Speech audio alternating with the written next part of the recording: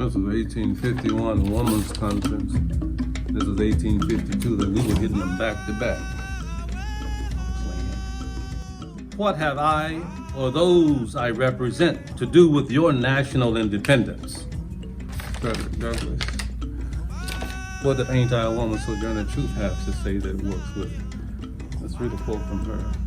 If the first woman God ever made was strong enough to turn the world upside down all alone, these women together ought to be able to turn it back and get it right side up again. And now that they are asking to do it, the men better let them. Let's talk about Juneteenth.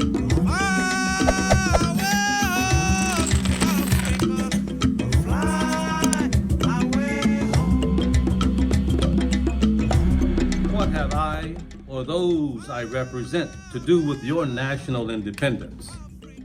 Are the great principles of political freedom and of natural justice embodied in that Declaration of Independence extended to us?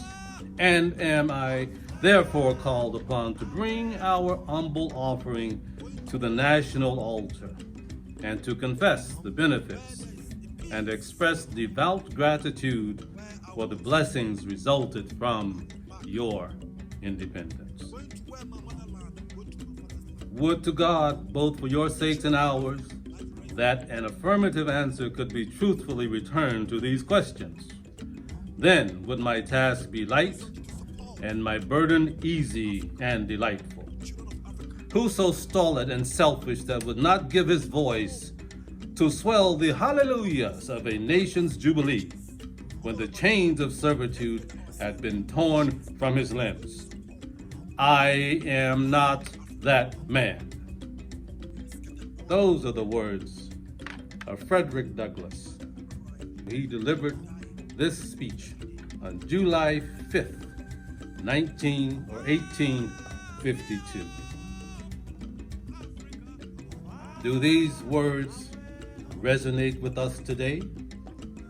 More than 150 years later? I would say that they did.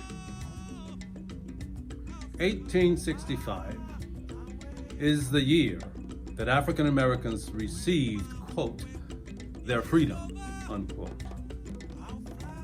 It wasn't until after the harvesting was completed in the cotton fields of Texas that the African Americans learned that the Emancipation Proclamation had taken place.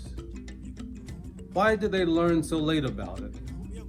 Because the property owners, the slave owners, the owners of the enslaved decided that they had to get the cotton out of the fields before they let the message get out. And when they learned about it, the enslaved, they called it Juneteenth. They didn't know the exact day that Emancipation Proclamation took place, but they knew it was in the month of June. Hence, June 18th, 17th, 19th, it was somewhere in the teens that they celebrated and made this day a national day of celebration for the African Americans. Texas, at one time, had more than 100,000 people turning out to celebrate Juneteenth. A huge, huge celebration.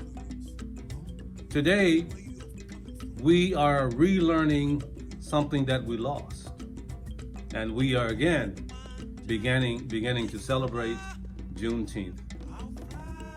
It was in 1852 that Frederick Douglass asked the question, what did the 4th of July mean to the African people who were still in bondage? And 1865, that's almost 15, 20 years later, whatever, thereabouts, freedom did come. And here we are, 2021. More than 150 years later, you do the math. I know it's more than 150 years later. We are still finding ourselves in bondage. And we still need to pose the question, what is the 4th of July? What meaning does it have to us? We must celebrate that which is ours. Juneteenth. I will not belabor the point by giving you a history lesson in Juneteenth. Do the research. It's there. And begin to support and honor a celebration which was created by our ancestors. Thank you for once again being part of a Serengeti moment. Go ahead.